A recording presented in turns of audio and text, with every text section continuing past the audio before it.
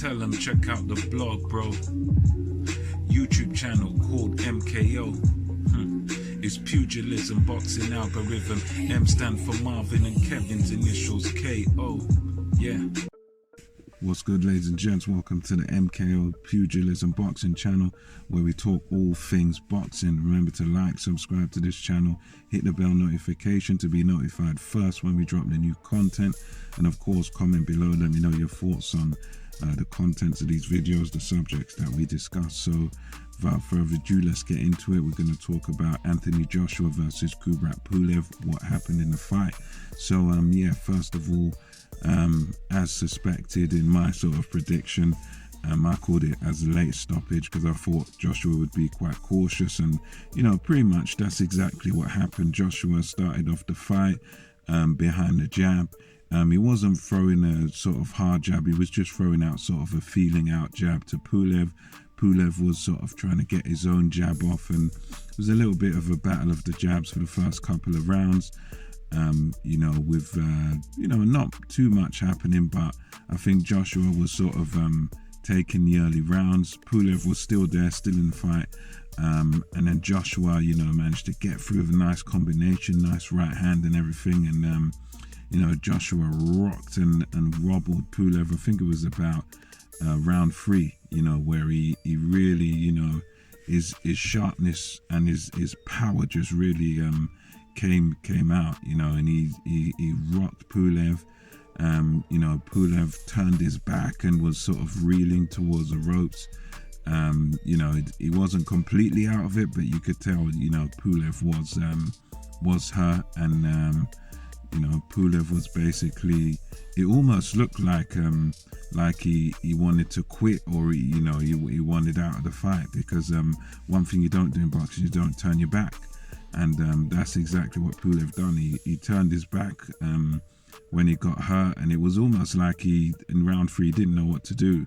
You know, took some hard, powerful shots from Joshua, good combination, and you know, he just sort of turned his back and, you know, was hurt and reeling all over the place. And you know, interestingly, I think some referees would have probably stopped the fight right there and then, but the referees last night was you know, he was one of them that, you know, he's going to let the guys fight, give the guys every chance to, you know, come back, and you know, that's what he done throughout the fight. And the remainder of the fight was, again, it was still kind of cagey.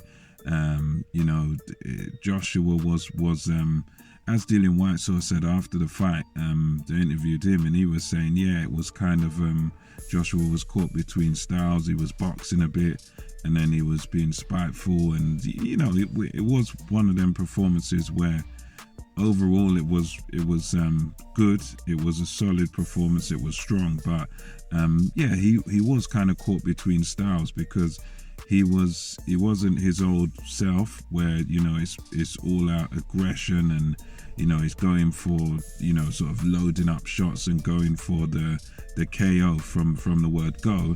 It was one of those, he fought in a style where it was like, you know, he was content to just jab, and you know, throw a few little combinations here and there, but he wasn't really, you know, looking like he was going for the knockout. He was being a lot sort of smarter and a lot more sensible, and you know, using his boxing IQ, his, you know, using a bit of ring generalship. So he was boxing intelligently, and he was boxing quite conservatively throughout this fight. He wasn't rushing anything, you know, he was just content to sit behind the jab, wait for the opportunity to land the combinations.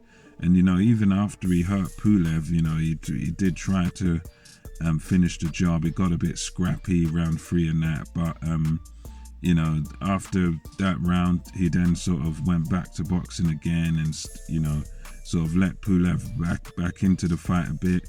You know, he hurt him a little bit more later down the stretch, and with Joshua, he kind of fought as if he knew that he had Pulev. He knew that at some point, you know, he would be able to get to him. He knew he had that power to hurt him. So, you know, that was one thing that was good about the performance, that, you know, he knew he had that power, didn't rush anything, and he just, you know, was sort of waiting for that right opportunity. So, round progressed. Joshua just continued to box, continued to use a good jab. There were series in the fight where he was throwing like 3 and 4 uppercuts at a time against Pulev, and you could tell Joshua had the power to hurt Pulev, but Pulev was tough. He was always in the fight, but again, it seemed like Pulev just didn't really have the arsenal to really sort of do any damage to Anthony Joshua. There were a few moments in there where it was a little bit wobbly for Joshua, but none that I don't think he ever really got hurt in this fight. And overall, late in the fight, I think it was 9 or 10 or around 9, I think it was. Joshua again got Pulev with a nice series of combinations. He put him on his backside about twice, and then the final moments of the fight came where Pulev had been down and wobbled and hurt. He was acting like he wasn't hurt, but he got wobbled and hurt, and then Joshua finished him beautifully with a really good right hand, similar to what he landed against Charles Martin to win his first world title. Good, well-timed right hand, just bang, finished Pulev off, and Pulev couldn't beat the 10 count. So it was a good solid performance overall by Anthony Joshua. And I think something of overall importance was that he won it, and he won it by knockout. I mean, I think the most important thing for Joshua was to win the fight, but also I think the knockout was something that really his career really needed, because he's known as a puncher. He's had the downs in his career against Andy Ruiz where he was KO'd, and there's a lot of people sort of doubting Anthony Joshua, and a lot of people questioning his heart, questioning his chin, questioning whether he still has got it anymore, and all that sort of stuff. So this was a good result that will prove a lot of people wrong, a lot of people who sort of doubt his resilience and doubt whether he's really what he was proposed to be, like really the a top guy. And it was interesting because during the fight you saw pre-fight Floyd Mayweather arrived there. He was in the audience with several chains on and diamonds and bling and all that coming in the audience. That was a bit of a surprise.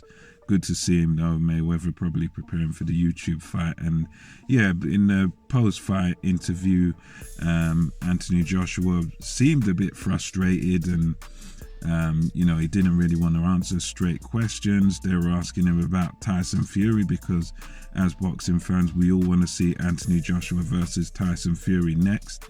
And Joshua didn't really want to give that answer. He just said, well, whoever's got the belt, that's who I want. And if it's Tyson Fury, let it be Tyson Fury. So he wasn't really giving that positive answer that, we sort of want to hear as fans, which is the answer I would like to have heard is, yeah, I want Tyson Fury.